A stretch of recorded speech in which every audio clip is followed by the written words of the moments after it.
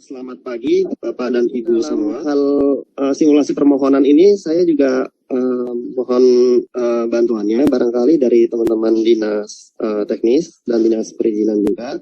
Karena walaupun yang nanti memakai akun pemohon dan simulasi permohonan ini adalah masyarakat tentunya, tetapi ada kalanya juga bahwa masyarakat belum tersosialisasikan mengenai bagaimana cara menggunakan SIM-BG begitu. Jadi barangkali kami dari pusat pun juga sudah berusaha untuk mensosialisasikan. Kami juga mohon bantuan dari teman-teman balai maupun teman-teman pemerintah daerah untuk mensosialisasikan ini kepada masyarakat supaya proses perizinan juga berjalan dengan lancar begitu. Dalam kesempatan kali ini saya juga ditemani oleh dua rekan saya. Yang pertama adalah Bu Gea dan yang kedua adalah Bu Anjarista. Kebetulan kedua rekan kami ini merupakan salah satu yang menyusun juknis begitu. Baik, untuk mempersingkat waktu, kita akan mulai dengan simulasi pemohon barangkali. Ibu Gea, apakah bisa mendengar suara saya? Siapa terdengar? Assalamualaikum Bapak Ibu sekalian. Saya izin share screen ya langsung untuk mulai simulasi SIM-BG. Yang pertama-tama alur permohonan PBG, pemohon mengisi permohonan. Jadi ini saya masuk ke akun pemohon dulu. Masuk ke akun pemohon. Berikut adalah tampilan dari akun pemohon. Di sini ada permohonan-permohonan yang sudah dimasukkan, kemudian ada juga status permohonannya. Sekarang kita coba bikin permohonan baru, maaf. Diklik tambah, kemudian dipilih persetujuan bangunan gedung, kemudian jenis permohonannya dipilih misalkan bangunan baru, fungsinya sebagai hunian, jenisnya rumah tinggal tunggal. Lalu di sini bisa diisi nama bangunannya, misalkan kita isikan rumah, luasnya misalkan saya isikan 72, kemudian jumlah lantainya ini bisa dipilih, saya pilih 1 lantai, kemudian apabila jika lebih dari 10 lantai mohon dicentang, tapi karena ini 1 lantai maka tidak dicentang. Dan tinggi bangunannya misalkan saya isikan 4, luas basementnya karena tidak ada saya isikan 0, jumlah lapis basementnya juga saya isikan 0. Lalu perancang dokumen teknis ini ada opsinya disediakan oleh penyedia jasa konstruksi, menggunakan desain prototipe dari Pemda, mengembangkan desain prototipe dari Pemda, dan desain berdasarkan ketentuan pokok tahan gempa. Ini saya pilih contohnya penyedia jasa konstruksi. Lalu diklik simpan. Kemudian di sini dimasukkan data pemiliknya. Setelah jika sudah sesuai maka diklik simpan. Kemudian dimasukkan alamat bangunan gedungnya. Di sini provinsinya saya pilih provinsi untuk uji coba. Kabupatennya saya pilih uji coba. Untuk kecamatannya saya pilih uji coba.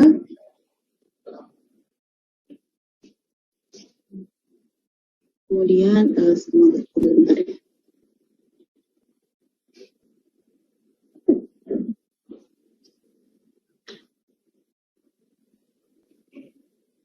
Uji coba, kemudian alamatnya misalkan saya isikan Jalan Patimura begitu. Kemudian di sini ada jenis permohonannya, bangunan, jenis bangunan, dan lain sebagainya. Dicek kembali. Kemudian jika sudah, diklik lanjut.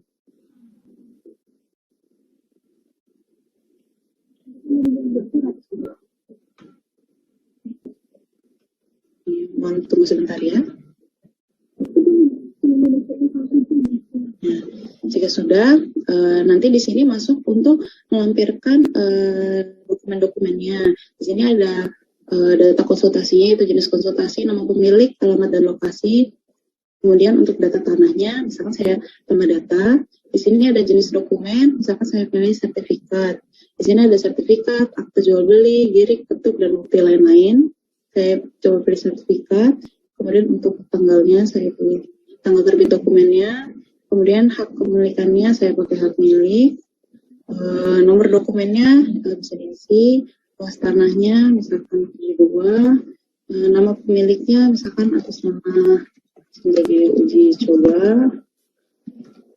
Kemudian dipilih file data kepemilikan tanahnya. Izin pemanfaatannya misalkan dipilih tidak, seperti itu. Kemudian diklik simpan. Kemudian datanya nanti sudah masuk. Lalu ada dokumen-dokumen yang harus diupload, seperti ini ada dokumen teknis tanah, tinggal dipilih berkasnya.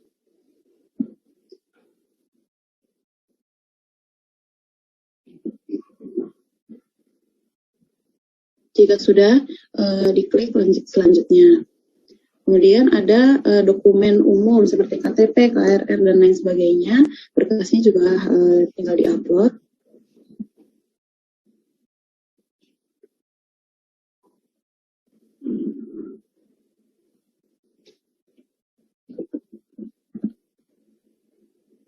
Kemudian di-upload.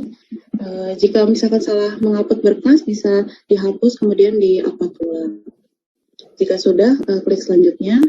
Kemudian ada data kelengkapan arsitektur dan struktur. Ini berkasnya juga bisa di-upload sesuai dengan dokumennya, kebutuhannya apa.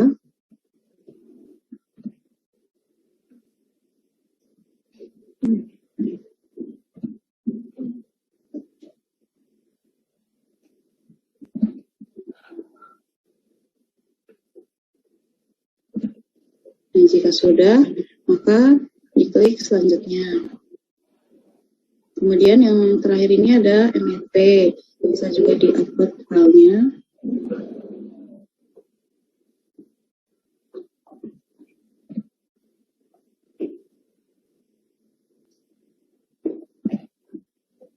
Jika sudah, maka diklik selanjutnya. Kemudian ada konfirmasi pernyataan dan juga ada konfirmasi yang harus di checklist. Jika sudah, maka klik simpan. Nah, kemudian sudah masuk ini tadi kita lihat Jalan Patimura sudah masuk. Di sini keterangannya verifikasi kelengkapan oleh Dinas Teknis. Jadi setelah pemohon mengajukan permohonan, tahap selanjutnya yaitu verifikasi kelengkapan oleh Dinas Teknis.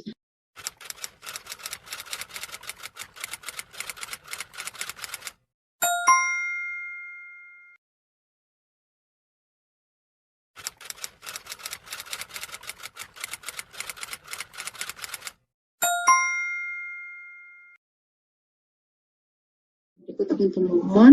Di bagian bawah kita kan Jalan Patimura ini tulisannya menunggu pembayaran retribusi. Jadi kita klik. Kemudian di tab retribusi ini kita pilih bukti pembayarannya. Kita juga bisa melihat berkas SKRD-nya, tinggal diklik di sini. Kemudian jika sudah diupload bukti pembayarannya, kita klik simpan. Setelah itu pembayaran retribusi akan divalidasi oleh akun pengawas Dinas Perizinan. Ya begitu. Untuk kemudian sedikit menambahkan tadi ada untuk tracing pemohon. Jadi kalau misalkan kita masuk ke akun pemohon, sebentar saya share screen juga ya. Nah, di akun pemohon ini untuk tiap permohonan sudah ada statusnya seperti ini, ada permintaan perbaikan dokumen, kemudian ada pengiriman SKD, kemudian dia mungkin sudah di tahap validasi kepala dinas, ada juga masih menunggu penjatuhan konsultasi. Jadi pemohon bisa men-tracing dokumennya sudah sampai mana melalui akunnya. Begitu. Untuk selanjutnya saya kembalikan ke Pak Reynaldi.